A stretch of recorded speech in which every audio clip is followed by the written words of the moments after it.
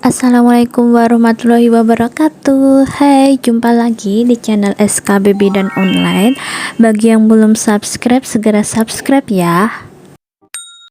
Oke, kali ini kita akan bahas soal tentang SKB kebidanan sesuai dengan Permenpan. Oh ya, saya minta maaf banget kepada teman-teman karena belum bisa balas komentar. Insya Allah nanti di lain waktu akan saya balas satu-satu karena emang saya belum sempat buat baca semua komentar dari awal, dan maaf juga belum bisa update bahas soal setiap hari karena susah banget buat cari waktu luang untuk fokus bikin pembahasan soal. Sebenarnya saya udah punya banyak soal pembahasan SKB, hanya saja untuk meluangkan waktu buat editing video yang emang bener-bener kadang udah nggak sempet. Oke, langsung aja kita ke soal nomor 1. Seorang perempuan berusia 21 tahun datang ke PMB mengaku terlambat menstruasi 2 bulan. Tidak ada keluhan yang ibu rasakan. Hasil pemeriksaan TTV dalam batas normal. Pemeriksaan abdomen terdapat pembesaran yang tidak merata pada uterus. PP test positif. Apakah tanda mungkin kehamilan sesuai dengan kasus tersebut? A. Tanda Hegar, B. Tanda Piskacek, C. Tanda Chadwick, D. Braxton Hicks, atau E. Balotelman? Jawaban yang tepat adalah B. Tanda Piskacek, karena kata kunci dari soal tersebut yaitu abdomen terdapat pembesaran yang tidak merata pada uterus. Jadi, tanda mungkin hamil adalah perubahan fisiologis dan anatomis selain gejala presumptif yang terdeteksi melalui pemeriksaan fisik oleh pemeriksa. Misalnya tanda Gooders, tanda Hegar, tanda Chadwick, dan tanda Piskacek. Nah, kita akan review tentang tanda Gooders. Tanda Gooders itu merupakan serviks melunak dan vaskularitas meningkat, diikuti dengan pengeluaran cairan yang berlebih melalui vagina.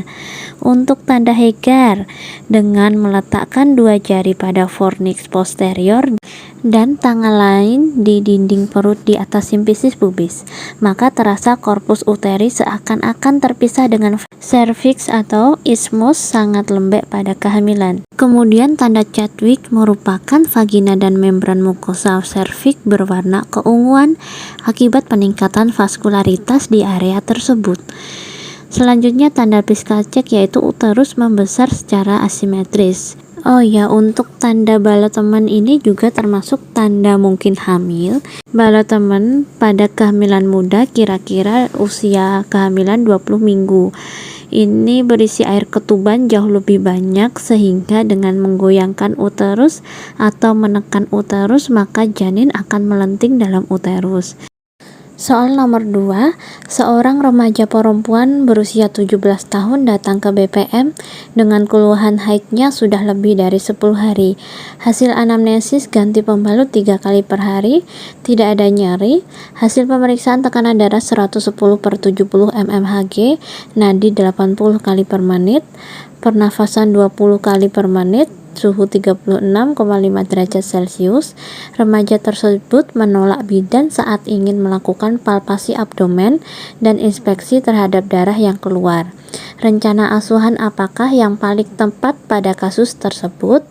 A. Meminta dukungan keluarga pasien, B. Memberi pengertian tujuan pemeriksaan fisik, C. Melakukan kolaborasi dengan tenaga kesehatan lain, D. Merujuk pasien ke fasilitas pelayanan yang lebih lengkap, atau E.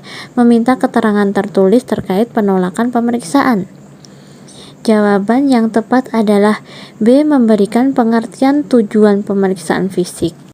Karena berdasarkan soal di atas, remaja tersebut menolak untuk dilakukan pemeriksaan. Nah, penolakan yang terjadi pada kasus tersebut karena kurangnya informasi terkait pengetahuan pasien tentang tujuan pemeriksaan. Oleh sebab itu, asuhan yang paling tepat yaitu kita berikan pengertian tujuan pemeriksaan fisik terlebih dahulu.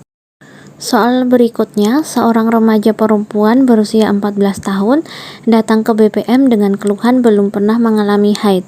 Hasil anamnesis sakit daerah perut setiap bulan, hasil pemeriksaan tekanan darah 110/70 mmHg, nadi 86 kali per menit, pernafasan 20 kali per menit, suhu 36,5 derajat Celcius, tinggi badan 145 cm, berat badan 50 kg, palpasi abdomen tidak ditemukan massa, inspeksi tampak lubang vagina dengan himen kebiruan dan menonjol keluar. Diagnosa apakah yang paling mungkin pada kasus tersebut? A. Amenorrhoea, B. Aplasia vagina, C. Atresia vagina, D. Hematometra, atau E. Hymen imperforata. Jawaban yang tepat adalah E. Hymen imperforata. Kata kuncinya yaitu belum pernah mengalami haid, sakit daerah perut setiap bulan, dan pada pemeriksaan inspeksi tampak lubang vagina dengan himen kebiruan dan menonjol keluar. Jadi, hymen imperforata adalah kelainan kongenital yang relatif jarang terjadi, di mana membran himen menutupi lubang vagina sehingga hematokolpos atau darah yang terkumpul di dalam vagina, yang sering menyebabkan sakit perut pada remaja. Gejala klinis kelainan baru yang diketahui setelah menarche. Setelah itu akan terjadi molimenia menstruali atau nyeri yang siklik tanpa haid yang dialami setiap bulan. Gejala lain yaitu darah yang terkumpul di dalam vagina atau hematokolpos menyebabkan himen tampak kebiru-biruan dan menonjol atau himen bulging akibat meregangnya membran mukosa himen. Selain itu, rasa nyeri, kram pada perut selama menstruasi dan haid tidak keluar. Jika tidak segera ditangani berakibat overdistensi vagina dan kanalis cervicalis. Gejalanya overdistensi vagina yaitu rasa sakit perut bagian bawah, nyeri pelvis, dan sakit di punggung bagian belakang. Gangguan BAK juga bisa dialami. Soal selanjutnya, seorang perempuan berusia 28 tahun G1P0A0 hamil 12 minggu datang ke rumah sakit dengan keluhan nyeri perut bagian bawah. Hasil anamnesis keluar darah sedang bercampur sedikit gumpalan dari kemaluan sejak 2 jam yang lalu.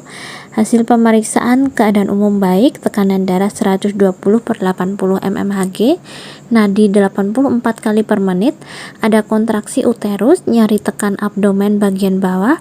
Hasil inspekulo tampak serviks membuka dan terlihat jaringan pada serviks. Diagnosis apakah yang paling mungkin pada kasus tersebut? A. Abortus imminent, B. Abortus komplit, C. Abortus incipient, D. Abortus incomplete, atau E. Molahidati dosa. Jawaban yang tepat adalah D. Abortus incomplete. Kata kuncinya yaitu pada pemeriksaan dalam, serviks membuka dan terlihat jaringan pada serviks. Artinya abortus sedang berlangsung di mana buah kehamilan masih dalam proses ekspulsi atau pengeluaran hasil konsepsi, semuanya belum dilahirkan pada periode sebelumnya sehingga masih menyisakan sisa jaringan pada serviks. Oke, lanjut ke soal berikutnya. Seorang bidan koordinator puskesmas sedang membuat perencanaan penyuluhan kesehatan reproduksi remaja di sebuah SMP di wilayah binaan puskesmas. Dalam survei pendahuluan didapatkan informasi bahwa sebagian besar siswi SMP tersebut sudah mengalami menstruasi. Hasil pemeriksaan kesehatan di SMP tersebut sekitar 30% remaja putri mengalami anemia. Informasi apakah yang paling prioritas diberikan pada kasus tersebut? A. Pola istirahat, B. Personal hygiene, C. Kebutuhan olahraga, D. Kesehatan reproduksi, atau E. Kebutuhan nutrisi. Jawaban yang tepat adalah E. Kebutuhan nutrisi. Jadi kata kuncinya yaitu 30% remaja putri mengalami anemia. Hal ini berkaitan dengan masalah nutrisi atau masalah gizi, sehingga hal tersebut harus kita prioritaskan. Anemia merupakan kondisi hemoglobin atau Hb di bawah normal, yaitu kurang dari 12 gram persen pada wanita atau remaja putri. Nah, hemoglobin atau Hb adalah bagian utama dari sel darah merah yang berfungsi mengikat oksigen. Jadi anemia dapat disebabkan oleh yang pertama kekurangan nutrisi. Jadi pada saat kita memberikan penyuluhan tentang nutrisi, kita tekankan pentingnya pemberian zat besi, terutama pada saat menstruasi. Ketika penyuluhan juga kita memberikan tablet penambah darah atau TTD yang berisi Fe dan asam folat. Penyebab anemia yang lain selain nutrisi yaitu kehilangan darah atau perdarahan atau pada saat menstruasi. Kemudian penyakit kronis misalnya TBC atau cacingan juga bisa menyebabkan anemia. Soal berikutnya, seorang perempuan berumur 22 tahun datang ke PMB ingin memeriksakan kehamilannya yang kedua. Ibu mengatakan sudah terlambat haid selama 4 bulan dan merasakan tendangan di perutnya. Hasil pemeriksaan bidan vulva warna biru dan pemeriksaan hormon HCG positif. Pemeriksaan DJJ 140 kali per menit, teraba bagian-bagian janin. Manakah yang termasuk tanda tidak pasti yang dikeluhkan pasien tersebut? A. Terlambat haid 4 bulan, B. Merasakan tendangan di perutnya, C. Vulva warna biru, D. Pemeriksaan HCG positif, atau E. Pemeriksaan DJJ 140 kali per menit. Jawaban yang tepat adalah B. Merasakan tendangan di perutnya merupakan tanda tidak pasti kehamilan. Kata kuncinya yaitu ibu mengatakan sudah terlambat haid selama 4 bulan dan merasakan tendangan di perutnya.